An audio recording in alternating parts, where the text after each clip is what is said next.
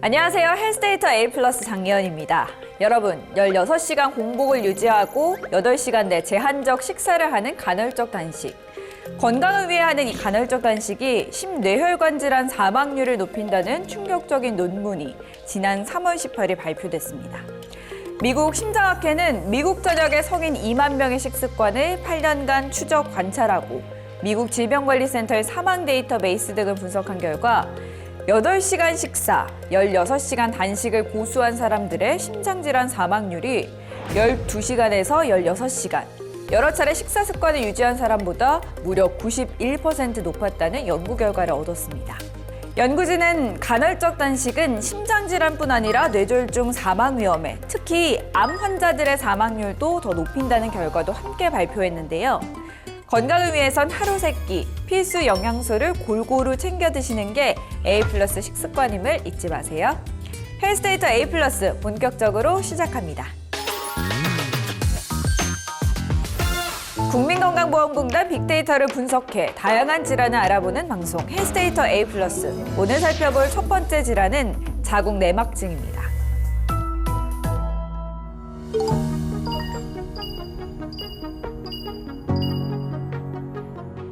지난 2016년부터 2020년까지 빅데이터를 분석한 결과 자궁 내막증 진료 환자 수 무려 46.4%가 증가한 것으로 드러났습니다. 자궁 내막증 어떤 질환인지, 또 환자가 왜 이리 급증하는 것인지 산부인과 전문의 선생님 모시고 이야기 나눠보겠습니다. 선생님 안녕하세요. 안녕하십니까. 선생님, 자궁 내막증 어떤 질환인가요? 네, 자궁 내막증은 가임기 여성에서 가장 많이 발생하는 질환 중에 하나입니다. 발생 원인에 대해서는 아직 명확히 밝혀지지는 않았지만 여성 호르몬 에스트로겐의 의존적인 질환으로 여성이라면 유전적 요인, 면역학적 요인, 환경적 요인과 연관되어 가임 가능 시기에는 언제든 발생할 수 있습니다.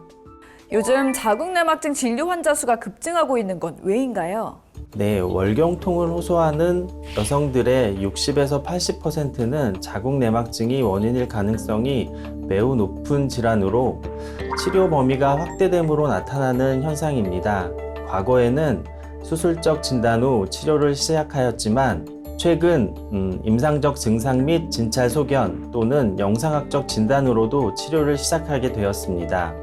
자궁 내막증 진료 환자 나이대별로 분석하면 2020년 기준 40대가 가장 많았고요. 30대가 그 다음으로 나타났습니다. 선생님, 40대, 30대 젊은 환자가 많은 이유는 뭔가요? 자궁 내막증은 여성 호르몬 에스트로겐에 의존적으로 발생하는 질환으로 시간이 지남에 따라 악화되는 질환의 진행 과정을 고려해 본다면 초경호부터 나이가 들수록 발생률이 증가하게 되는 결과가 초래됩니다. 그래서 호르몬에 많이 노출이 되는 30, 40대 가량의 발생률이 증가하게 됩니다. 자궁 내막증 의심 증상은 뭘까요?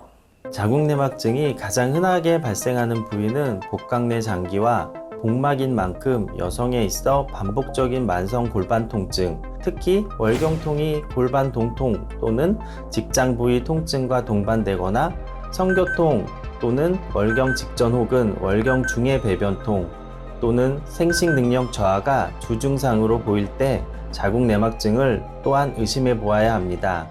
선생님, 그렇다면 치료는 어떻게 하나요?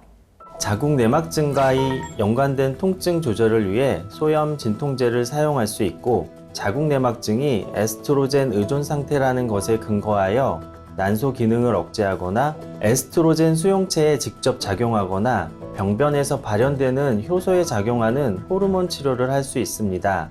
미혼 여성들은 아무래도 산부인과 진료를 많이들 꺼리는데요. 자궁 내막증 발견과 또 치료가 늦어지면 어떤 문제가 생기나요? 자궁 내막증은 불임과 연관성이 높은 질환이기 때문에 특히 청소년기에 발생한 자궁 내막증을 적절하게 치료하지 못한 경우 향후 가임력에 중대한 영향을 미칠 수 있습니다. 자궁 내막증이 적절한 내외과적 치료에도 불구하고 치료의 연속성이 떨어진다면 5년 내 누적 재발률은 60%까지 증가하며 반복적인 수술은 난소 예비능 저하를 야기하고 불임 또는 조기 폐경을 일으킬 수 있습니다. 선생님, 예방을 위해서 꼭 기억해야 될 것이 있다면요?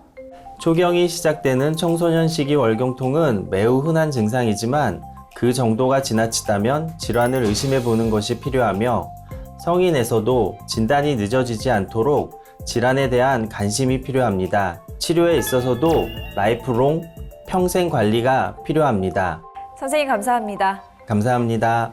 국민건강보험공단 빅데이터를 분석해 다양한 질환을 알아보는 방송 헬스데이터 A+. 두 번째 살펴볼 질환은 공황장애입니다. 여행을 떠나 따뜻한 봄을 만끽하고 싶어도 쉽게 집 밖을 나서지 못하는 분들, 바로 공황장애 환자들인데요. 공황장애는 갑작스럽게 심한 불안과 또 죽을 것 같은 두려움이 느껴지는 공황발작을 일으키는 특징이 있습니다. 어떤 분들은 심장마비 증상으로 오해 응급실을 찾았지만 아무런 이상이 없어서 공황장애임을 알게 된 경우도 있다고 합니다. 국민건강보험공단 빅데이터 분석에 따르면 2018년 약 74만 명에서 2022년 107만 명으로 무려 40% 이상 증가했습니다. 공황장애 진료 환자 나이대를 분석해봤더니 40대가 가장 많고 그 다음에 50대 그리고 30대가 세 번째였습니다. 공황장애, 일반적으로는 초기 성인기에 발병하지만 초기 성인기에 치료하지 않고 악화된 후에야 진료를 시작하는 경우가 많다고 합니다. 공황장애는 규칙적인 운동이나 취미, 휴식 등을 통해서 스트레스나 신체적 긴장이 쌓이지 않도록 관리하는 것만으로도 상당한 예방 효과가 있다고 하네요. 지나친 음주나 카페인 섭취 또한 자율신경계 균형을 무너뜨릴 수 있으니 주의하시고 무엇보다 부정적 감정을 억누르지 않고 적절하게 표현하고 해소하는 게 공황장애를 예방한다는 점 잊지 마세요. 여러분, 혹시 건강보험료를 환급해준다는 문자 받아보신 적 있으신가요? 최근 국민건강보험공단을 사칭하는 환급금 스미싱 문자가 국민들에게 발송되고 있어 각별한 주의가 필요한데요.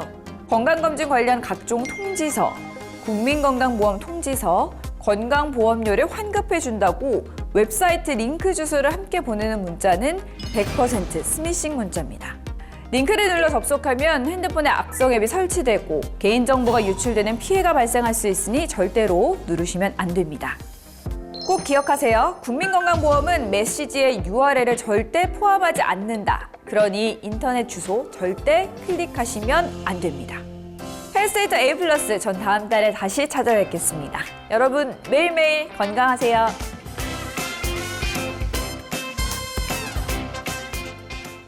채널 A